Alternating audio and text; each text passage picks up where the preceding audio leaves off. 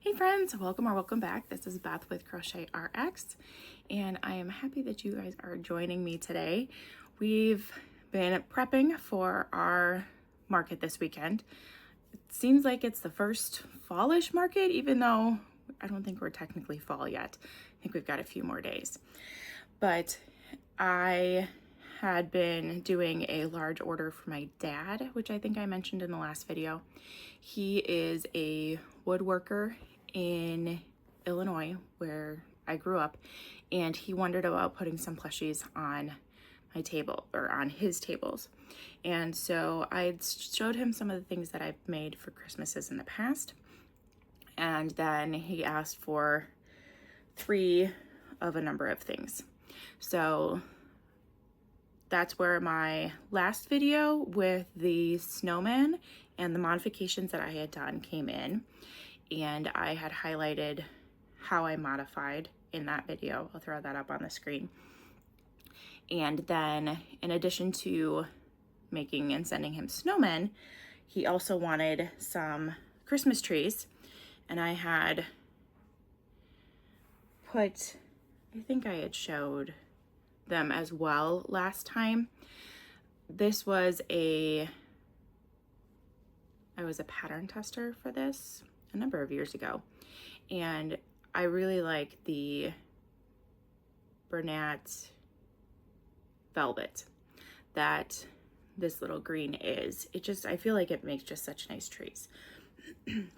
So I had sized up a hook size. I think when I made them the first time, I was using a 4 all the time for plushies, and now I'm using a 5 more regularly. So these guys are with our 5 hook. The ones that I sent to Dad were the 4s because I had a couple of those, and then since I already had 2 of those made, I just made 1 more, and that way all 3 of them were matching. So these guys there. And then I had made a ton of turtles. I had no Santa turtles for myself, and I usually sell a couple each season. They are a little bit more than some of my other things, so I don't make a ton of them just because of the time that it takes. But with Dad wanting them, similar to the snowman and everything else, I just made a slew of them and kind of assembly lined it. So I made all of the legs, flippers, and head, because those are all in the green. And then I went back and made all the hats, and then I made all the shells, and I sewed them all together. So very much assembly line for that. And by the time I finished the last shell, I was so over these turtles. Like, turtles are something that I will bring to, or make, I will bring yarn to dance competitions, to events away, because my standard turtle pattern is something that I just have memorized and I can whip out. I don't have to do much thinking or very little counting, and I just make a ton of them over a weekend. And this being the domed shell, having all the extra pieces, just takes longer and more thought, and just kind of over it at the moment. So good thing I've got 2. And then when I mentioned last week that I would test between the 2 different yarns. So this is the original Posh from Joann, and this is Parfait Chunky. So they came out, if I can hold them, super similar. And you know, there's really not a lot of difference to them. So super happy with how they came out.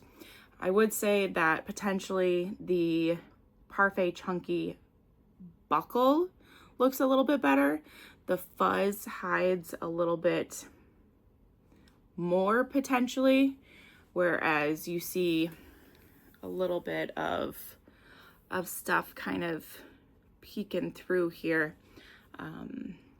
But overall, I really like working with Posh. I used to work almost exclusively with Parfait Chunky, and I just don't do as much of it anymore. Once I run out of Posh, that may be a different story, but this is where I'm at currently. I did send Dad 2 plastic eyes and 1 embroidered, and then I've got 1 embroidered and 1 plastic for myself. So that is what I've been making this week for crochet. In addition to all the crochet, I've been doing a ton of epoxy. I've been making a number of pens, and I'm actually out of blanks for my pens, and I need to order some of those. And then I've also been making epoxy shakers. So these guys I've been having a ton of fun with. This was my first one. This was kind of my trial to see how it went, with some molds that I got off of Amazon, and the inserts were then stuff that I just had with my other epoxy stuff. So the first one came out super great, and then in typical fashion, the second one was a disaster. So the second one, I didn't get sealed, and some of the fluid leaked out. But I have since made just a whole bunch of these to put up with our keychains at our events. So they've got their keychain, and I'm super excited for all of these. So this one's a little bit more Christmassy with the red and green mints. I've got, and if you saw my Instagram reel, you saw a whole ton of these. This one is then, it'll focus on it here. There we go. This one is a pumpkin spice latte. So we've got pumpkins, we've got pumpkin pie, we've got some fall leaves. I just think it's hilarious. So this one is pumpkin spice latte. So yes. And then I've made a ton of Halloween ones as well. So this guy here, we're not focusing very well.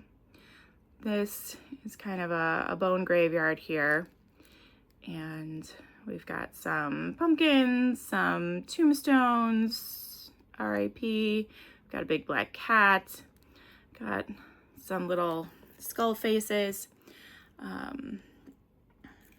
Also, all the Halloween ones, I've got some glow-in-the-dark things as well. So those are fun. I guess we've got a bat, vampires, just a lot of fun here. So I've been making those in batches. So I fill all my forms, and then I let them cure, and then I go through and fill them and seal them and all of that stuff. So it's certainly not as fast as I would have liked, but it certainly isn't terrible. So we will see how they do this weekend as to, how much more I make or how it goes for the season.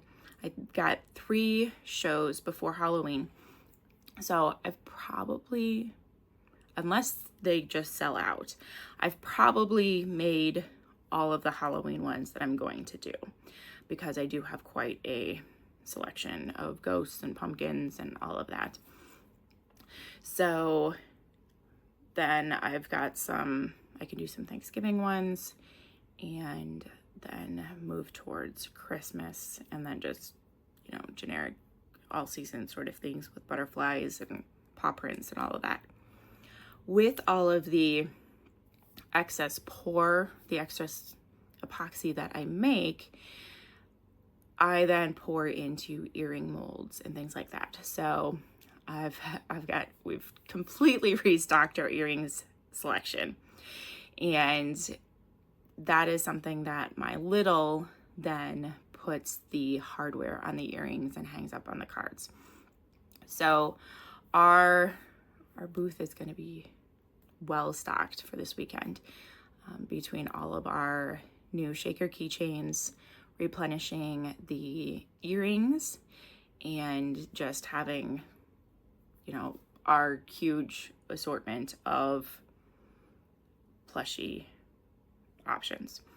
So we are in a good spot going into this first market. The other night, my husband mentioned, he goes, we need to get the Christmas show on the calendar and get those tickets booked. And I'm like, oh yeah, the Christmas show. So the last 2 years now, we have gone down into South Carolina to Myrtle Beach to the Alabama Theater and watched a Christmas production. Super fun, super, well done. It is, singing a bunch of songs, they dance, there's a little bit of a storyline that goes in it, but really it's just a top-notch production. They have these just great dancers. Some of them are young adults through, middle-age retirement. And the singing and the dancing is just amazing. They do some TSO songs, they do handbells, they have the stage light up, the musicians are on the stage, and it is just so much fun to watch. So my calendar for November, I have an event every weekend, which is good for material for YouTube and good for potential income, bad for social calendar. And if you've been around here for any amount of time, you know that my social calendar is non-existent.